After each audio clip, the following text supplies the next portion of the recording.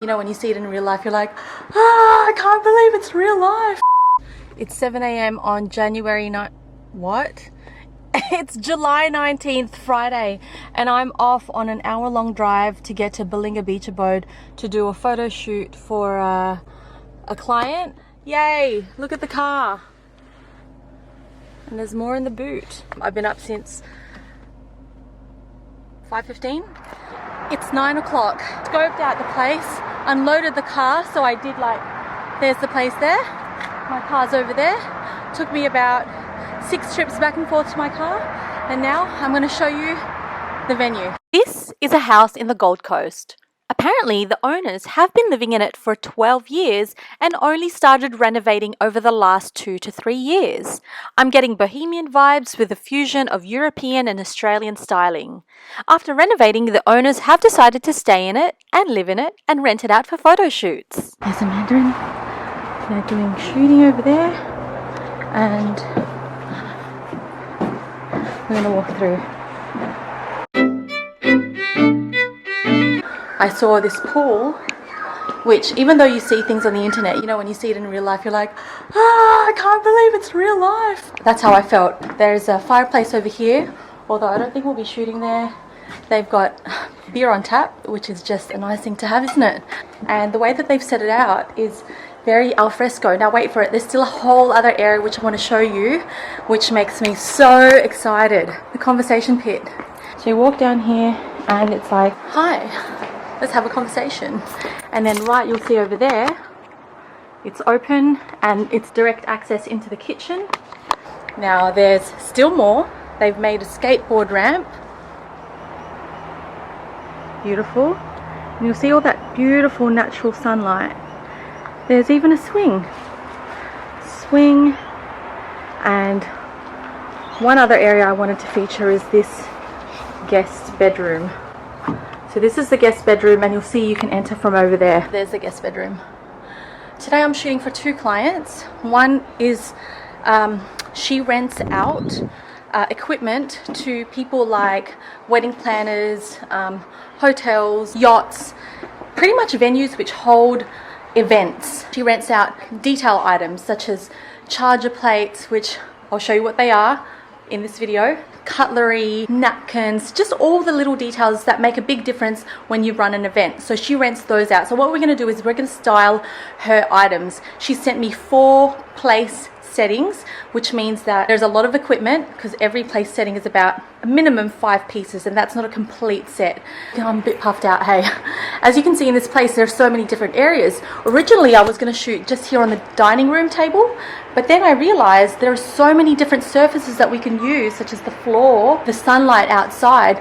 So what I think I'm going to do is, instead of setting up only one, packing it up and then shooting again, I reckon I'm going to actually lay out all the 4 settings all at once, so that once they're all styled, all I have to do is hop from setting to setting to setting to setting and shoot. What that's going to give the client as well is a variety of different settings. So rather than just one setting, she'll get 4 different looks, which ultimately she was going to get 4 different looks anyway.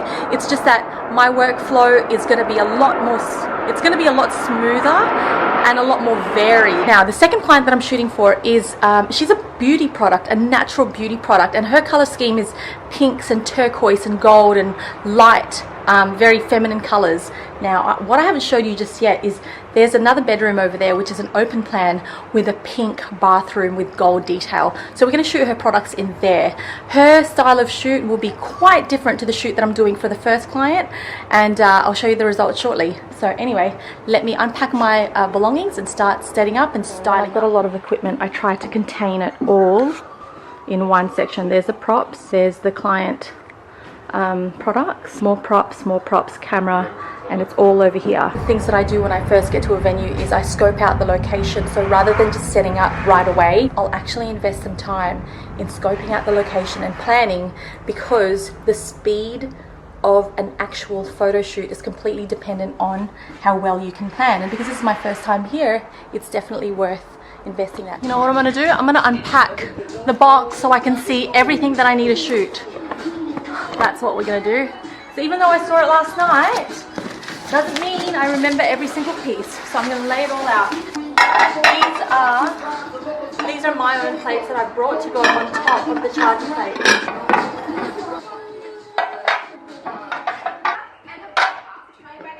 So now I'm going to lay out the rest of my props so that I can see what I'm going to pair with each other. I had already pre-prepared some of these things, but again, because this is my first time here, I'm getting inspired and I'm seeing some other opportunities. So I always like to stay fluid as long as I stick to the brief and get the shots that we need that are within the brief themselves. Last night I unpacked these and then I repacked them. The products arrived yesterday. I have to go through all of the products, make sure that we've got everything that was said to be sent, and then take any note of anything that didn't arrive or something that didn't arrive as described. Sometimes it happens, and then at least you know what you're working with. You know how I said earlier, you got to keep all of your props together to make it a lot easier to find them. Well, that's what we're doing. You've got to factor in your unpacking time and your repacking time when it comes to your location hire, because the shoot itself will take time, but the unwrapping and preparing also takes time. Try to keep everything as neat as possible, because the neater we do it now, the easier it is to keep everything organized and go through our checklist. So we're 1, 2, 3, 4, 5. 1, 2, 3, 4, 5, 6, 7. I always have to remind myself that the thing that takes the longest time is preparation. Preparation and styling. Getting your light right, because once that's actually all done, all you have to do, that's when you click the button. But it's everything prior to that you're investing your time in. Setting up, styling, making sure that everything is neat, not stained, packing, unpacking. The same goes with when you go home. I'm keeping all of my packing inside of the box, all of the plastic, any sticky tape, so that later on when I'm packing back up, I know where everything is. So you'll notice I've got a lot of things that'll create a setting for dinner, a dinner setting. Even though I'm going to be creating 4 different sets, I will be interchanging some of the props. So some of the sets will not be completely prepared. More glasses, plants, fruit, candles,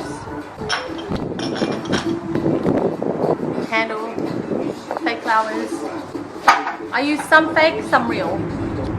Scissors for easy cutting. I'm actually going to iron these so that they're neat. And there's nothing worse than having a great photo and lots of wrinkles in your fabrics. So now it's time to iron. So I've just ironed 2, 4, 6, 8. So time-wise, this has been about 15 minutes. You know when you're at someone else's house and you're using their things, working the iron, making sure it's on the right temperature, all these little details, and then ironing on bench top. Unpacking, that took about 20 minutes, 15 minutes to do this ironing. We're getting closer to the styling section. Once these details are done, we're ready to go. All right. Okay, it's time to style. By the way, to help you see how each style ends up as a photo, I've edited this video in the order of each styled setting. When it comes to planning a styled shoot, I first list the items which need to be photographed. As soon as a client decides to sign up with me, I send them a questionnaire which helps me understand the look and feel that they want me to create. This helps me identify the kinds of props I'll be using for styling.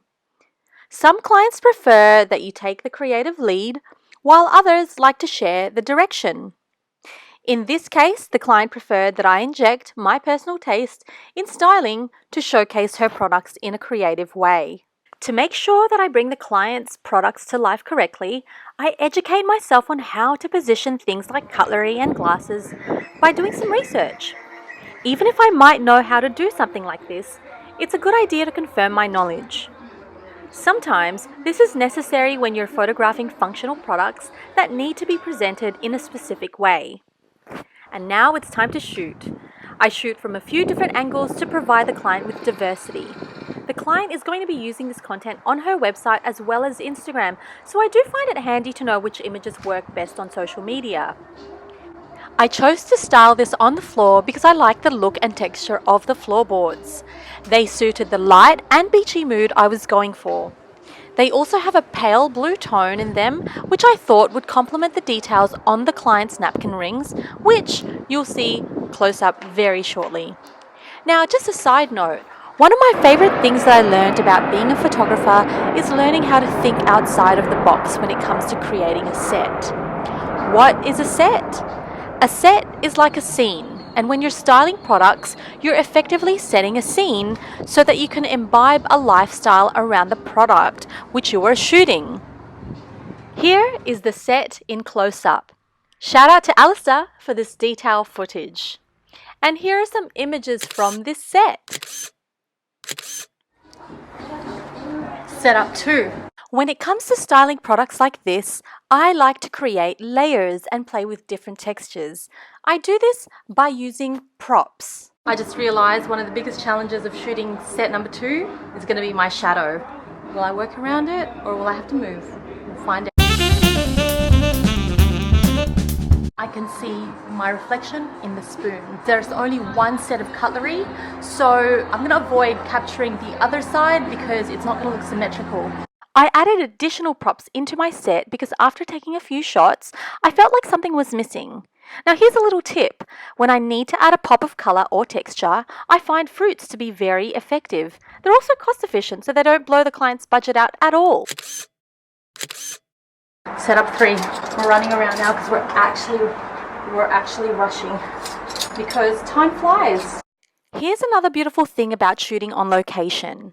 Locations tend to have design and decor of their own, which can be incorporated into a shot. Like here, the floor rug and the driftwood complement the natural look of this set. This is another cost-saving element which actually adds to the shoot. This last set is unique to the rest in that the product is reflective. So I've chosen a place where the ceiling is plain and doesn't have too many contrasting designs or colour to avoid detracting from the other items which we also want to highlight, such as the napkin ring and cutlery. Moving on to the shoot for my other client who provides a natural beauty product for eyelash growth. In this shoot, we want to breathe life into the product by shooting it with a model. Photographing a product in use makes the product and the lifestyle around the product more relatable to people.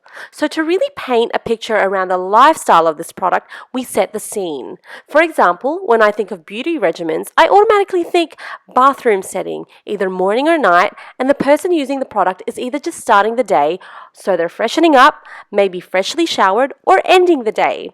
So here I've styled the model in a way that mimics the start of the day, in a towel and a robe, and we're photographing in a bathroom. This bathroom was perfect for the client as well because their color scheme does include pinks, golds, and whites, which sit very nicely next to the color which they're introducing, which is turquoise. Now, in this set, we're shooting for Amanda's client, who is also a natural beauty product. They provide vegan tanning powder.